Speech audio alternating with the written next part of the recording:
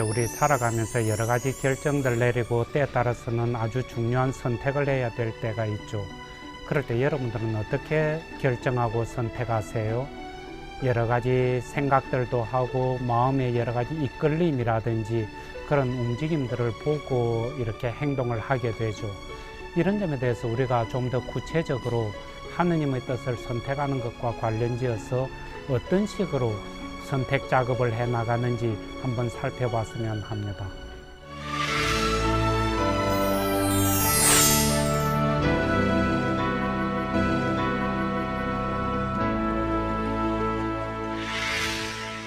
성부와 성자와 성령의 이름으로 아멘. 좋으신 예수님, 저희들 당신께서 그러셨던 것처럼 아버지의 뜻을 찾아 나서고자 하고 있습니다. 당신 공생애 동안 한결같이 아버지의 뜻만을 찾고 실행하셨던 것처럼 저희들도 당신을 닮아서 그 길을 걸어가고자 하오니 당신께서 아버지의 뜻을 식별하셨던 그 지혜를 저희들에게도 나눠주십시오. 또한 알아들은 아버지의 뜻을 실행에 옮기셨던 그 용기와 힘들도 저희에게 나눠주십시오. 모쪼록 당신을 향한 그 사랑의 마음이 당신을 닮게 하시고 당신께서 걸어가셨던 것처럼 아버지의 뜻을 찾으며 걸어갈 수 있도록 그것이 저희들에게 더할 나위 없는 위로가 되고 힘이 될 수 있도록 은총을 더해 주십시오. 좋으신 당신 이름으로 기도드렸습니다. 아멘. 성부와 성자와 성령의 이름으로 아멘. 우리 지난주에 하느님의 뜻을 찾는 것에 하느님의 뜻에 대한 식별과 선택, 이런 타이틀을 가지고 앞으로 3주 동안 할 거다 이렇게 말씀을 드렸었죠. 그래서 지난주에는 먼저 하느님의 뜻이 도대체 뭔지 이 점에 대해서 우리가 좀 더 명확하게 봤고, 선택 작업에 들어가기 위해서는 어떤 전제 조건을 갖춰야 하는지 이 점을 봤었죠. 그래서 오늘은 거기에 쫓아서 그 다음에 이제 이어가는데, 영신수련 책에 의하면은 이냐시오 성인께서는 하느님의 뜻을 선택하기에 좋은 시기가 세 시기가 있다 이렇게 이야기를 하시는 거예요. 그래서 첫째 시기, 둘째 시기, 셋째 시기, 하느님의 뜻을 선택하는데 아주 바람직하고 적절한 좋은 시기가 이렇게 있다. 그 중에 첫째 시기, 그래서 오늘은 우리가 집중적으로 이 세 시기에 대해서 살펴보는 거예요. 그런데 첫째 시기 이러면은 뭐라고 이야기를 하느냐 하면은 하느님의 뜻이 이것이다 하는 것이 너무나 명명백백해서 부인할래야 부인할 수 없을 정도로 분명하게 하느님의 뜻이 드러날 때, 그때 우리는 그것을 하느님의 뜻으로 선택하면 된다.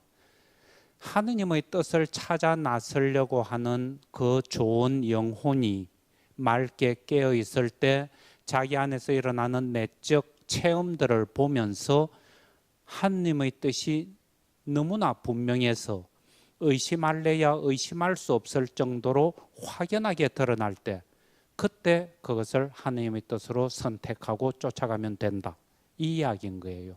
그러면서 예를 들고 계시는 것이 바오로 사도의 개종 체험, 그리고 마테오 사도가 불림받은 체험, 이런 것들을 예를 드시는 거예요. 그렇죠. 잘 아시다시피 바오로 사도 같으면은 다마스커스로 가다가 놀라운 영적 체험을 하죠. 그때까지만 해도 가톨릭 신자, 이 크리스찬들, 예수 그리스도의 제자라고 하는 사람들을 체포하기 위해서 체포 영장을 발부받아 가지고 막 달리다가 빛을 맞고 이러면서 앞이 안 보이고 그러다가 다시 눈을 뜨고 이러는 가운데 놀라운 영적 체험을 하고 하느님의 뜻이, 하느님께서 혹은 예수 그리스도께서 자기를 어디로 부르고 계시는구나 하는 것이 너무나 명명백백했던 거죠. 그래서 그때부터 개종하시면서 교회의 완전히 한 축이 되어버리는 그런 놀라운 체험. 혹은 마테오 사도께서 세관에 이렇게 앉아 계시는데 예수님 지나가시면서 마테오야 날 따라라 이러자 그 자리에서 벌떡 일어나서 따라 나섰다. 딱 한 줄밖에 없죠.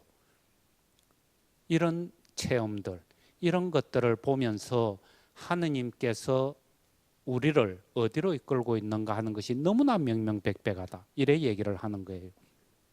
그랬을 때 이제 여기에 보면은 이제 조건이 그러니까 어떻게 되어야 되느냐 하면은 첫째, 하느님의 뜻이 이것이다 하는 것이 분명해야 되는 거예요.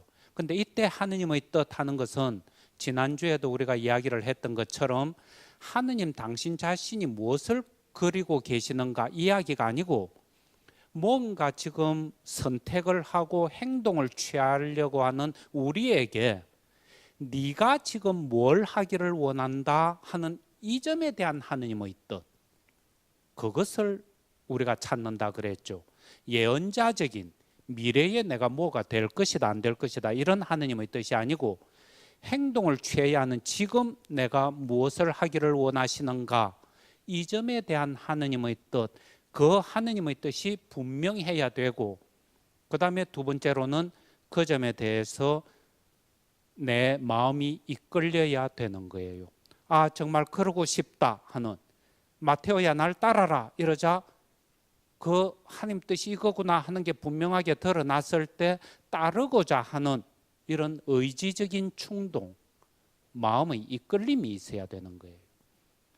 그리고 이제 끝으로 이러한 사실들이 의심할래야 의심할 수가 없을 정도로 분명해야 된다. 이랬을 때 그걸 우리는 첫째 시기의 체험이다 이렇게 이야기를 하는 거예요. 근데 이 첫째 시기의 체험을 이렇게 보면은 이냐시오 성인의 경우를 예를 많이 들 수가 있어요. 첫 번째 예를 좀 들 수 있는 게 고기의 환시 이런 체험인데, 고기의 환시 뭔가 하니까 이냐시오 성인께서 일정 기간 동안 쭉 금육을 하고 계셨죠. 금육을 하고 계셨는데 어느 날 아침에 일어나서 눈을 탁 떴는데 갑자기 눈앞에 아주 먹음직스러운 고기가, 스테이크가 이렇게 쟁반에 탁 담겨 있는 게 보인 거예요. 그러면서 그 고기를 먹어야 되겠다라든지 뭐 먹고 싶다라든지 이런 욕구가 전혀 일어나고 있지 않았음에도 불구하고 눈앞에 드러나는 그 고기를 보는 순간 고기를 먹어야 되겠다는 이런 의지적인 이끌림, 마음의 충동이 강하게 일어난 거예요. 그리고 이 고기를 먹어야 되겠다는 데 대해서 의심할래야 의심할 수가 없는 거예요. 근데 이냐시오 성인께서도 원체 그때 그즈만 하셔도 이렇게 이 식별에 있어서는 거의 대가의 경지에 가 계셨고, 그러면서 아주 이렇게 꼼꼼하고 세밀하게 짚어가시는 분이죠. 그래서 혹시 자기가 판단을 잘못했나 싶어서 고해사제한테까지 가서 이야기도 해보죠. 그러자 고해사제도 혹시 그게 유혹이지 않겠느냐, 좀 금육을 하면서 훨씬 더 날카롭게 하느님의 길을 따라가고자 하는 사람에게 이런 식욕을 통해서 유혹하고 있는 것 아니겠느냐, 한 번 더 살펴봐라 이런 식의 권고 말씀을 들었지만은 아무리 봐도 의심할 여지가 없었던 거예요. 그래서 고기 먹죠. 이 체험을 놓고는 여러 가지 학자들 사이에서는 의견들이 많이 나뉘고 있기는 있어요. 이게 우리 전에 영의 식별에 대해서 이야기할 때 사전의 원인이 없는 영적 체험이다, 사전의 원인이 없는 영적 위안의 체험이다, 이런 식으로 보는 사람이 있는가 하면은 하느님의 뜻을 선택하는 데 있어서의 첫째 시기의 체험이다, 이런 이야기들도 하고 여러 학설들이 있기는 한데, 보면은 첫째 시기의 체험에 아주 가까운 그런 내용인 것 아닌가. 거기에 보면은 적어도 이냐시오 선생님께서 이 영적 위로를 맛봤다라든지 이런 언급은 일절 없는 거예요. 근데 하느님의 뜻이 먼저 드러났고 자기의 의지는 수동적으로 끌려가는 거예요. 아, 먹어야 되겠다. 이런 생각이 올라왔고 그 점에 대해서 의심할 여지가 없었고, 이런 점에서 그 고기의 환시 체험 같은 것이 하느님의 뜻을 선택한 첫째 시기의 구체적인 예로 들 수 있는 것 아닌가. 그리고 또 하나 이해는 이 까르도넬 강가의 체험하는 것인데, 이거는 이것도 역시 좀 논란이 있죠. 이거는 뭔가니까 이냐시오 성인께서 까르도넬 강가를 이렇게 산책을 하고 계시다가 그냥 앉아서 좀 쉬게 됐죠. 그래서 강물 흘러가는 것을 물끄러미 보고 계시는데, 그때 진짜 이거는 우리한테 곧잘 농담 삼아 잘 하는 거, 뭐 신부가 먹다 남긴 거 먹으면 명호가 열린다, 뭐 이런 이야기들 하는 것처럼 완전히 명호가 열리셨다 그럴까. 지적 체험을, 엄청나게 큰 깨달음, 지적 깨달음을 체험하시게 되는 거예요. 그러면서 성인께서 그러시죠. 당신이 태어나서 지금까지 쭉 배워와서 알고 있던 것보다도 그때 그 한순간에 훨씬 더 많은 것을 알아들었다. 근데 이제 이런 것은 하나님의 뜻의 선택하고는 거리가 훨씬 많이 있고, 영적인 위안을 얻으셨는지 않으셨는지 구체적인 언급이 없어서 잘은 모르겠지만은 그 지적 깨달음을 통해서 위로는 엄청 맛보셨을 것 아닌가 싶죠. 어쨌든 그런 체험이 있고, 끝으로 하나 더 소개하고 싶은 것은 라스돌타 체험하는 거예요. 이냐시오 스님께서는 서품을 받으시고 나서 1년 반 동안 천미사를 안 드리셨어요. 이 천미사, 사제들이 서품을 받고 나면은 처음에 드리는 미사에 천미사 그러죠. 근데 대개 이제 천미사를 무슨 자기 출신 본당에서도 미사를 드리고, 뭐 수녀원에 다니면서도 미사 드리고, 제 같은 놈은 수녀원에서 오라 소리도 안 하는데 전화 걸어 가지고는 저 혹시 천미사 드리러 가면 안 되겠느냐고, 그래 가지고 가서 미사를 드리고 난리를 치는데, 이냐시오 스님께서는 사부께서는 1년 반 동안 미사를 안 드리신 거예요. 그게 왜 그런가 하니까, 성부께서 당신을, 이냐시오 성인을 예수 그리스도의 곁에 두시는 마치 종처럼, 시종처럼 예수 그리스도 곁에 이냐시오 성인 자신을 두시기를 청하는 그런 은총을 청하면서 성모님께 정구를 청하면서 계속 기도 중이었던 거예요. 그래서 이 응답이 이루어질 때까지는 천미사 드리지 않겠다. 그래가지고 1년 반 동안이나 미사를 안 드리셨죠. 진짜 사부께서 우리 후예들을 기를 많이 죽이시는 부분이죠. 엄청나게 반성도 필요하다 싶은 거예요. 그저 신부 되고 나면 뭔가 다 이룬 듯이 온 동네방네 뛰어다니면서 천미사 드리느라고 난리치는 것하고 진짜 뭔가 좀 다른 것 아닌가. 근데 어쨌거나 그래서 그 라스돌타 하는 것이 조그마한 성당이에요.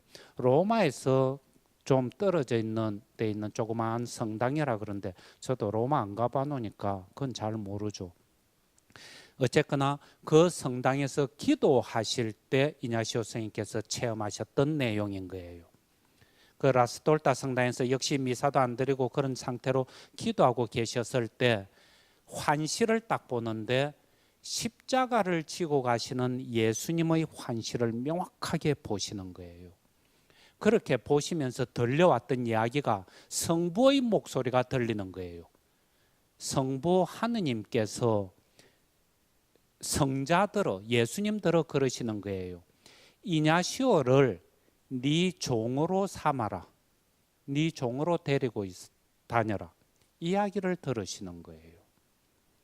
그러자 예수님께서 이냐시오 성인을 향해 가지고 하시는 말씀이, 너는 우리에게 와서 봉사해라. 우리 하는 것은 성부와 성자와 성령 삼위일체이신 하느님께 와서 우리를 위해서 봉사해라 하는 이야기를 확실하게 들으시는 거예요. 이 놀라운 영적 체험, 여기에서 예수회 하는 이름이 라콤파냐 데 헤수스, 이냐시오 성인께서 그 체험을 딱 하는 순간, 아, 우리가 예수회원들이 예수님의 벗으로 동료로서 불림받았다 하는 확실한 영적 체험을 하시는 거예요.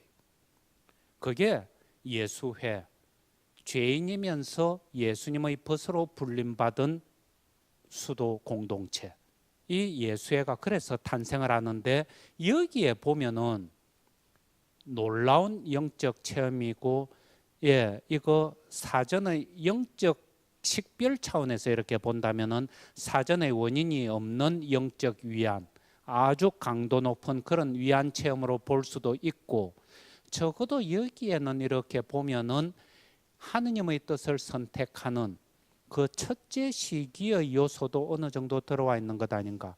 그때부터 수도회의 이름을 적어도 라콤파냐 데 헤수스, 예수의 벗들, 이런 이름을 붙여야 되겠다 하는 생각들, 그런 판단 내지는 결정들을 하시게 되는 것 아닌가. 그러면서 예수님의 벗으로서 우리가 제대로 걸어가야 되겠다, 이런 생각들 하신 것 아닌가. 이런 점에서 첫째 시기의 그런 선택의 모습도 다분히 들어가고 있다 싶죠. 그래서 이제 이런 식으로 뭔가 분명하게 하느님의 뜻임에 틀림없다 하는 것이 밝혀지고 거기에 쫓아서 선택하는 것을 첫째 시기의 체험이라고 얘기를 하고, 선택에 있어서는 이냐시오 스님께서는 영신수련 책에서 그러시는 거예요. 먼저 여러분들은 첫째 시기의 선택을 구해라. 근데 첫째 시기의 선택이 만약에 안 되면은 그러면은 둘째 시기로 넘어가라. 둘째 시기의 선택을 구해서도 이것도 역시 안 이루어지면은 그 다음에 셋째 시기의 선택으로 들어가라. 이런 식으로 순서를 밟아 놓으신 거예요. 근데 그게 꼭 우열을 나타내는 것이라고 보기는 힘들 것 같아요. 그럼에도 불구하고 첫째 시기의 체험을 하는 사람하고 둘째 시기나 셋째 시기 체험을 하는 사람하고 살아내는 모습은 사뭇 다르겠다 싶은 거예요. 여러분들도 그렇겠죠. 바오로 사도 같은 그런 체험을 만약에 내가 한다면은, 그래서 사울이 바오로로 변하는 이런 체험이 만약에 내한테 일어난다면은, 마테오 복음 사가가 불림받는 이런 체험들이 내 안에 일어난다면은, 이냐시오 성인의 그 환시 체험 같은 것이 내 안에 일어난다면은 훨씬 더 강한 힘으로 살아낼 수 있을 것 아닌가. 그래서 어떤 면에서는 첫째 시기 하는 것이 좀 예외적이고, 좀 더 심하게 얘기하면은 뭐 기적 비슷한 그런 체험이고, 감히 우리 같은 필부들은 흉내도 못 낼 언감생심, 그냥 성인 성녀들이나 돼야 이런 놀라운 신비 체험을 할 수 있을 것 아닌가, 이렇게 일반적으로 생각할 수는 있는데 꼭 그렇지만도 않은 것 아닌가 싶은 거예요. 그 체험의 내용을, 강도를, 그러니까 위안을 맛보는 신비 체험의 그 강도를 조금만 떨어뜨리면은 우리도 첫째 시기의 체험을 할 수 있는 것 아닌가. 그리고 우리 주위에서도 제법 일어나고 있는 것 아닌가. 여러분들은 결혼들을 하셨으니까 결혼하셨을 때, 그냥 속된 말로 그럴 수도 있죠. 야, 나가면은 발에 채이는 게 도라고 남자인데 왜 하필이면은 이 남자하고 결혼했냐. 그랬을 때 우리가 보통 표현하는 거, 몰라, 나도 모르겠는데 맞선을 보느라고 오빠가 하도 시집가라고 닥달을 하는 바람에 마지못해 오빠 체면 세우느라고 나가서 이 남자를 한번 턱 봤는데, 그냥 딱 보는 순간 뭔가 모르게 이 남자가 내 남자인 것 아닌가, 그런 생각이 들었고, 그래서 결혼했다. 뭔가 모르게, 잘 모르겠는데, 경상도 문디 버전으로 하면 우짠지 이 사람이 내 사람인 것 아닌가. 어떤 그런 이야기들, 합리적이고 논리적으로 설명은 안 되는데 뭔가 안에서 내적 움직임이 있고, 그냥 내 길이 이거야.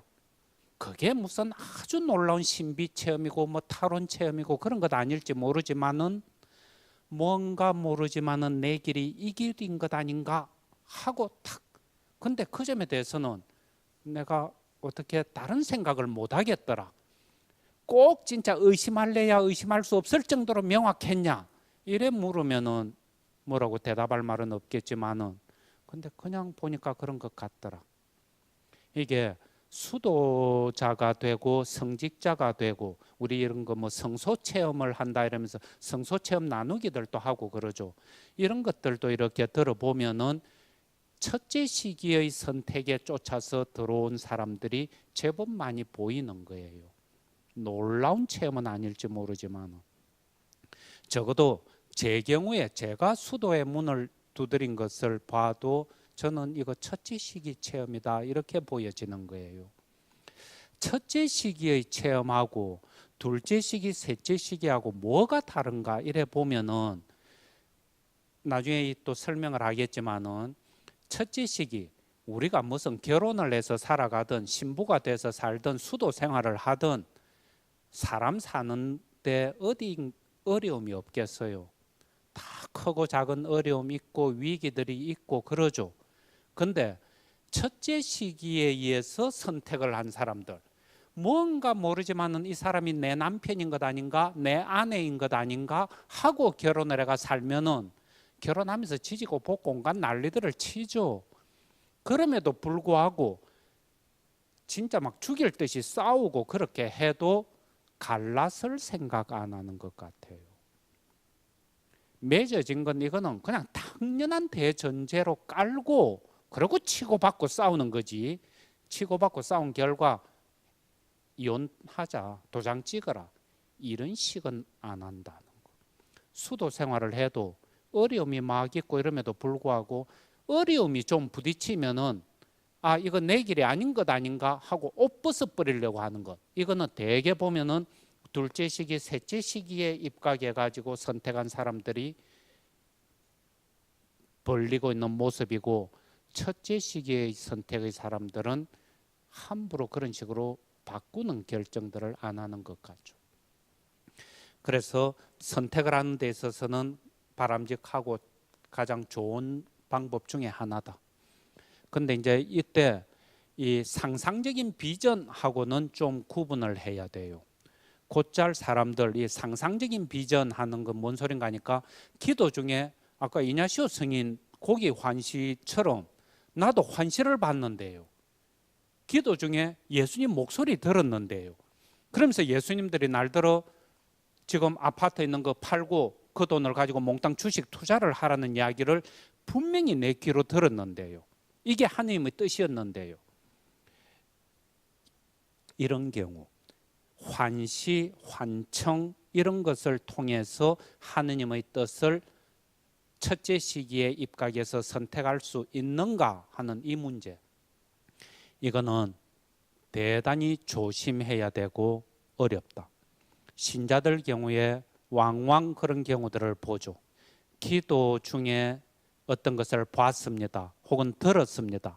그러면서 이게 하나님의 뜻임에 틀림없습니다. 이럴 경우에 그것이 과연 하느님으로부터 온 것인지 분간하기가 좀 힘든 거예요. 그리고 이게 하나님의 뜻인지 정말 그렇게 분명한가? 이 점에 대해서도 참 자신이 없고 그저 주관적인 자기 개인적인 체험에 지나지 않는데 그걸 가지고 너무 강변하고 있는 것 아닌가 이런 느낌을 받게 되죠. 그래서 조심해야 된다. 그 다음에 첫째 시기의 체험이라고 이야기할 때 사전의 원인이 없는 영적 위안이라는 것이 반드시 있어야 되는가? 사전의 원인이 없는 영적 위안처럼 그런 큰 위안을 체험을 하고 거기에서 하느님의 뜻을 찾아내야 되는가 이래 생각을 했을 때 아까 이냐시오 성인의 고기의 환시에서도 볼 수 있는 것처럼 사전의 원인이 없는 영적 위안하고 첫째 시기 선택하고는 반드시 결부지을 것은 아니다. 당연히 두 개가 같이 벌어질 수도 있죠. 원인이 없는 영적 위안 속에서 하나님의 뜻이 밝혀지고 이런 경우가 같이 일어날 수는 있지만은 반드시 그런 사전의 원인이 없는 영적 위안이 있어야만이 첫째 시기의 선택이 된다 하는 것은 아니다 하는 것. 구분해서 생각해야 될 것 아닌가. 근데 이제 이런 첫째 시기의 선택 작업을 했는데 결과가 안 나타나는 거예요. 그러면은 둘째 시기로 넘어간다. 둘째 시기는 뭔가 하면은 영적 위안이라든지 영적 고독이 번갈아 가면서 나타나는 거예요. 그래서 그런 영적 위안이나 고독의 움직임을 보면서 하느님의 뜻을 식별하고 선택하는 것. 이게 우리가 보통 체험할 수 있는 내용들이기도 하죠. 예컨대 젊은 애들이 내가 수도 생활을 좀 해볼까? 하느님께서 이런 쪽으로 부르시는가? 그래가지고 피정이라도 떡 들어가서 8일 피정을 만약에 하고 있다면은 오늘은 기도 중에 막 위로도 많고 야 이건 진짜 하느님께서 나를 수녀원으로 부르는 것 같다. 그래서 수녀에 들어가야 되겠다. 이런 식으로 생각하면서 위로도 맛보고 막 힘도 나고 이랬는데 웬걸 하룻밤 자고 나니까 그 다음날 바깥에 보니까 비는 막 추적추적 내리고 마음은 스산해지고 깔아앉으면서 그냥 뭐 수녀 수도복 생각하니까 현기증이 날 것 같고 다 귀찮고 힘도 쭉 빠지고 그래서 이건 하나님 뜻이 아닌 것 같다. 뭐 이런 식의 마음들이 올라갔다 내려갔다 파도를 타면서 계속 움직이는 것. 그 움직임들을 면밀하게 관찰하는 가운데 하느님께서 우리를 어디로 이끄시는가 봐라.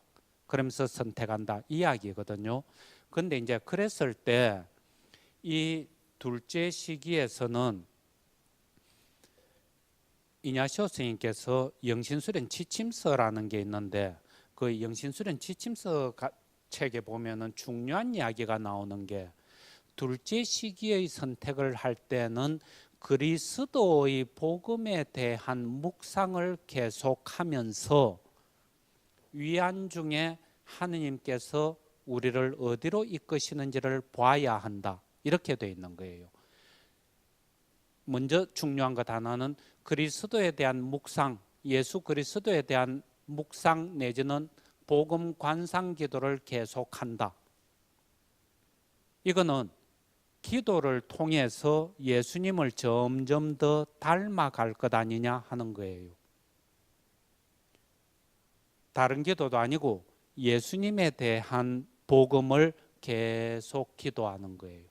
그러다 보면은 예수님의 생각이라든지 예수님의 행동하시는 모습이라든지 이런 것들을 점점 보고 담게 되고 우리 안에서도 신망의 삼덕도 많이 자라게 되고 하느님의 뜻을 쫓고자 하는 열정들도 막 올라오게 되고 그러면은 하느님의 뜻을 식별하고 선택하는 것이 훨씬 더 수월해질 것 아니냐 하는 거예요. 예수님보다도 아버지의 뜻을 잘 식별하고 선택한 사람은 없으니까 예수님을 닮으면 그만큼 우리의 선택은 올바른 선택이 될 것이다 하는 거죠. 그래서 둘째 시기의 선택에서는 하느님의 예수 그리스도에 대한 기도를 거듭거듭 해나간다.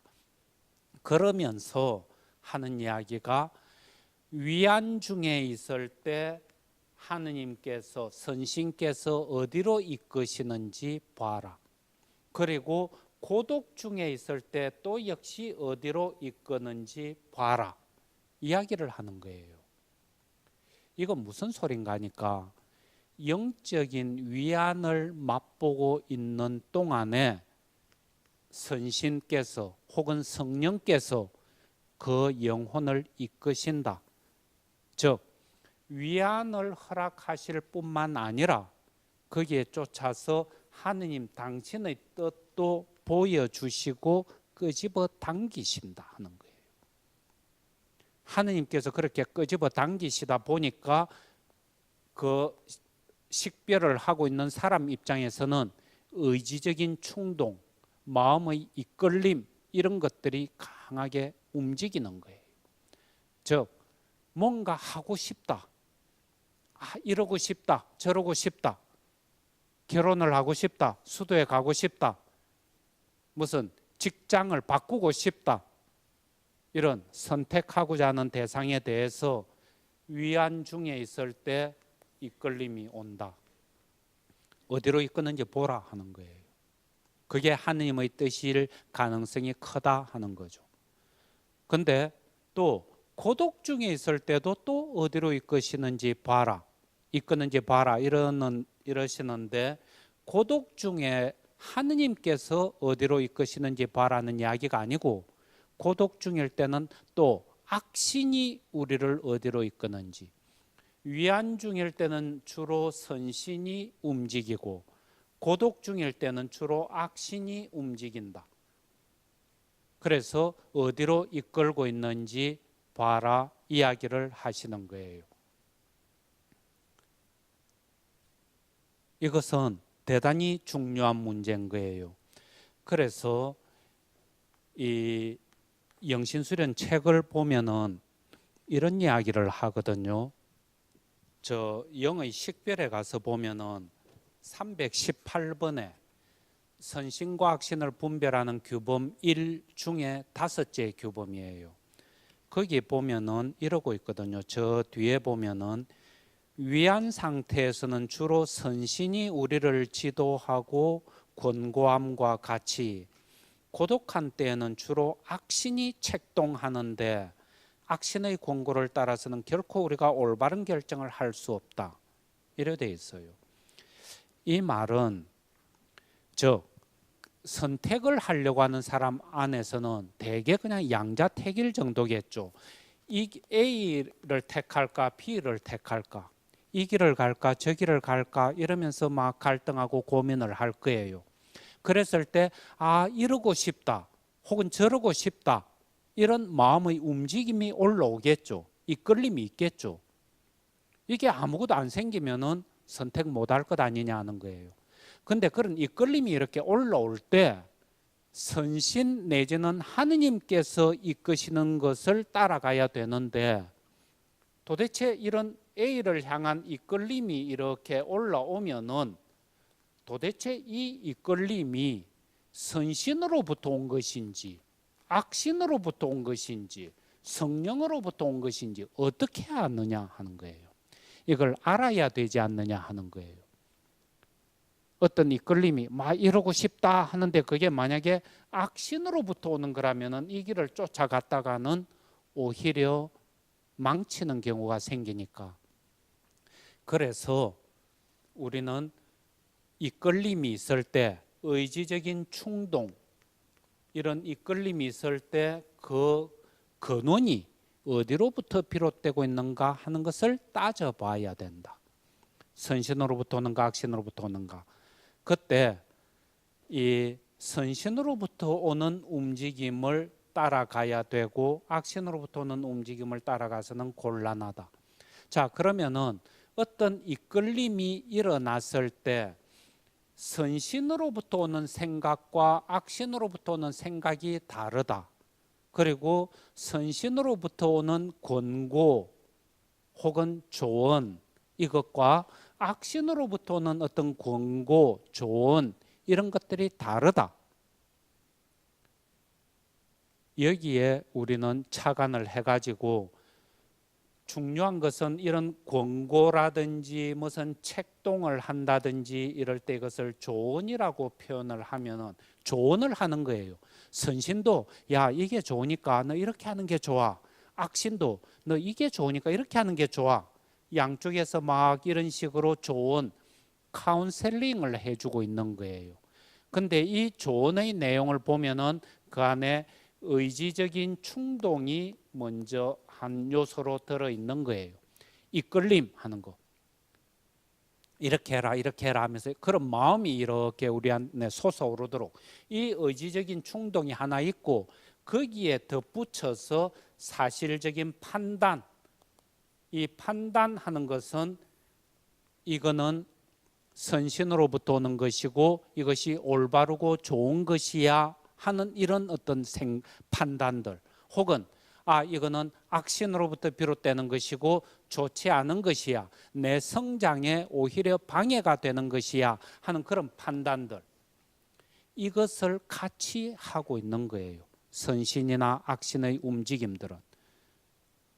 그래서 우리는 이런 것들을 보면서 내 안에 어떤 충동이 이렇게 올라오면은 이게 그 충동과 더불어서 이거는 올바르고 좋은 거야, 혹은 이거는 올바르지 않고 나쁜 거야, 이런 식의 판단까지도 선신이나 악신이 함께 한다. 그래서 마음의 이끌림과 그런 판단들을 동시에 고려하는 가운데 지금 내 안에서 일어나는 이 이끌림이 선신으로부터 오는 것이구나, 악신으로부터 오는 것이구나, 성령으로부터 오는 것이구나, 이런 것들을 분별할 수 있게 된다. 이런 점에서 이것은 대단히 중요하다 하는 거예요.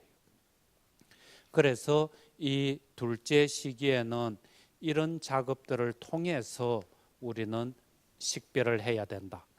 근데 그렇게 식별을 떡 하는데 이제 둘째 시기까지도 했는데도 뭐가 감이 안 잡히는 거예요. 뚜렷하게 하나님의 뜻이 드러나지를 않는 거예요. 그러면은 이제 셋째 시기로 넘어간다. 이 셋째 시기는 좀 전에 우리가 봤다시피 첫째 시기나 둘째 시기는, 첫째 시기는 아주 어떤 면에서는 강한 영적 체험, 하나님의 뜻이 틀림없다 하는 어떤 그런 영적 움직임이 있죠. 영적 식별이 되는 거예요. 둘째 시기에는 영적 위안이나 영적 고독과 같은 이런 또 움직임이 있죠. 즉 첫째 시기와 둘째 시기에는 전부 이거는 영적 분별을 통해서 선택하는 거예요.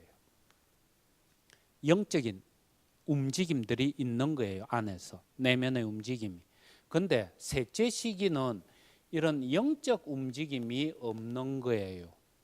마음이 평온할 때 영적인 위안이 따로 있지도 않고 영적인 고독이 따로 있지도 않고 이런 식으로 영적으로 움직임이 없고 마음이 평온하고 고요할 때, 이때는 이성을 사용해서 영적인 움직임을 통해서 식별하는 것이 아니고 이성을 통해서 식별한다. 이게 셋째 시기인 거예요. 그래서 셋째 시기에서는 주로 이성을 통해서 하니까 어떻게 하느냐 하면은 선택 대상에 대해서 하나의 명제를 만들죠. 내가 결혼을 할까 수도회를 갈까? 결혼하는 게 좋겠다. 나는 결혼한다. 결혼하기를 원한다. 이게 하느님의 뜻이지 식별을 하고 싶은 거예요. 그래서 선택을 해서 가려고 할 때 여기에 대해서 긍정적인 요소, 플러스적인 요소와 마이너스적인 요소, 어떤 상황이든지 플러스 마이너스가 이렇게 있겠죠. 좋은 점과 나쁜 점들이 있는 거예요. 그래서 결혼을 했을 때 좋은 점이 뭔지, 외롭지 않다, 뭐 그런 거 하며 쭉 적을 수 있죠. 그 다음에 부정적인 것, 뭐 남편한테 매인다, 뭐 자유가 없다. 남자 같으면은 돈 벌어도 내 마음대로 못 쓰고 부인한테 갖다 줘야 된다. 뭐 이런 것들이 부정적인 요소로 등장할 수도 있겠죠. 어쨌든 자기가 이렇게 봤을 때 이 명제에 대해서 긍정적인 요소와 부정적인 요소를 생각나는 대로 쭉 적어가면서 그 점에 대해서 이렇게 곰곰이 생각들을 좀 해보는 거예요. 그래서 긍정적인 요소가 더 강한지 부정적인 요소가 더 강한지 그 무게를 달아보는 거예요. 그래서 무게를 달아봤더니 긍정적인 요소가 더 강하다 이러면은 결혼하는 것이 하나님 뜻이다. 부정적인 요소가 더 강하면은 이거는 결혼 안 하는 것이 하나님 뜻이다. 이런 식으로 이야기할 수 있는 거죠. 근데 이때 마음이 평온해야 된다 이러는데 이 말마디가 좀 생각을 하게 만드는 거예요. 우리는 실질적으로 피정지도를 이렇게 해보면은 피정 동안에 하나님의 뜻을 식별하고 선택하는 이런 작업에 딱 들어가 있을 때 그저 그냥 마음이 안 움직이고 있는 경우들이 있는 거예요. 그냥 뭐 별 결혼을 하는 데 대해서 좋다는 마음도 안 올라오고 싫다는 마음도 별로 안 올라오고 그저 그냥 조용한 것. 그렇게 조용하면은, 그래서 마음이 고요하고 평온하면은 이게 그냥 셋째 시기 모양이다. 이렇게 쉽게 이야기하기는 좀 어려움이 있는 것 아닌가. 어떤 면에서는 그러니까 뭔 소린가 하니까 영적인 어떤 깊이의 수준을 가지고 이야기를 한다면은 이런 첫째 시기나 둘째 시기처럼 영적인 움직임들을 막 보고 식별할 수 있는 그런 좀 차원 높은 단계가 아니고 이런 것들이 없는 가운데 그냥 좀 어떤 면에서는 다소 멍하다 그럴까, 맹하다 그럴까, 이런 가운데 별 움직임 없이 고요하고 평온하게 있으면은 자, 이게 셋째 시기 선택에 적합하다, 이런 식으로 들어갈 게 아니고 오히려 영적인 위안이라든지 고독이라든지 이런 것들을 세차게 경험을 하고 알아듣고 있는 이런 사람이 그런 것들을 끌어안고 뛰어넘은 가운데서 움직임이 없는 것, 고요한 가운데 머무는 것. 그러니까 이게 평온하다, 마음이 평온하다 이래가지고 그저 우리처럼 살아가면서 근심 걱정이 별로 없어서 그냥 오늘은 뭐 그냥 괜찮은데요, 평온하고 좋은데요, 대충 뭐라 그럴까, 가볍다 그럴까, 얕다 그럴까, 이런 차원에서의 평온함보다는 훨씬 깊은 차원의 평온함을 이야기하는 것 아닌가. 물론 또 그렇다 가지고 이때 그 평온이 위안이나 고독은 뭐 일절 없이 명경유리알처럼 평온한 것, 아무런 움직임이 없어야 되는 그런 것도 아닌 거예요. 어느 정도 움직임이 있는 것은 당연하다. 다만 선택을 하는데 영향력을 안 미칠 정도의 움직임만 있으면 그건 평온한 상태로 보면 된다. 근데 이제 그렇게 평온하다고 했을 때 주의해야 될 점은 결혼한다 뭐 이랬을 때 좋은 점 나쁜 점 이런 것들을 그저 자기의 주관적인 취미나 기호 거기에 따라서 뭐 이런 점을 아주 크게 평가하고 저런 점은 아주 왜소하게 평가하고 이러는 것이 아니고 하느님의 더 큰 영광을 위하여 하는 것이 모토인 거예요. 하느님의 더 큰 영광을 위해서 이것은 어느 정도로 중요한 요소인가, 또 이거는 어느 정도로 방해가 되는 요소인가, 하느님의 더 큰 영광을 위해서 하는 이 잣대를 가지고 플러스 항목이나 마이너스 항목의 각 항목들을 체크하는 거예요. 자, 이제 여러분들 좀 되면은 여기서 하느님의 더 큰 영광을 위하여 하는 이 이야기도 그저 추상적이고 하늘에 떠 있는 하느님이 아니고 내 자신의 고유한 아름다움, 내 자신의 타고난 생명, 이것을 최대치로 만들어내는 것, 그것이 하나님 더 큰 영광. 그것을 위해서 이런 요소들이 얼마만큼 중요하고 덜 중요한가, 이것을 면밀하게 평가하는 것이다 하는 거예요. 이런 점에서 이 셋째 시기는 좀 더 성숙한 모습들, 이런 것들이 전제가 돼 있어야지 그저 그냥 별 생각 없는데요 이래가지고는 오히려 올바른 판단을 그르칠 위험들이 있는 것 아닌가 하는 거죠. 그래서 셋째 시기에서 주의해야 될 점은 이제 이런 점이고, 근데 이 셋째 시기에 보면은 영신수련 책을 보면은 셋째 시기 안에 이런 방법이 하나 있고 그 다음에 또 크게 두 번째 방법이 하나 있는데, 두 번째 방법은 네가 만약에 딴 사람이 와서 네한테 자문을 구한다고 친다면은 네가 어떻게 판단을 해주겠느냐. 즉 상대방의 영혼 구원을 위해서 오직 사심 없이 제3자적인 입장에서 오직 하느님의 더 큰 영광과 그 사람의 구령을 위해서 어떻게 이끌어주는 것이 좋겠다 하는 것을 생각을 해보고 그것을 너 자신에게 적용해라. 이런 것이라든지, 혹은 네가 만약에 지금 죽음을 눈앞에 두고 있다고 생각해봐라. 그래서 내가 곧 주님 대전에 불려간다고 생각한다면은 네가 지금 어떤 것을 선택할래? 그것을 생각을 해보고 그걸 또 너 자신한테 적용을 해라. 이거는 두 개가 완전히 별개의 방법이 아니고 이 방법이, 두 번째 이런 방법이 첫째의 이 방법을 좀 보충해 준다 할까, 보완해 준다 그럴까, 그런 식으로 작용을 하는 거라고 보여지죠.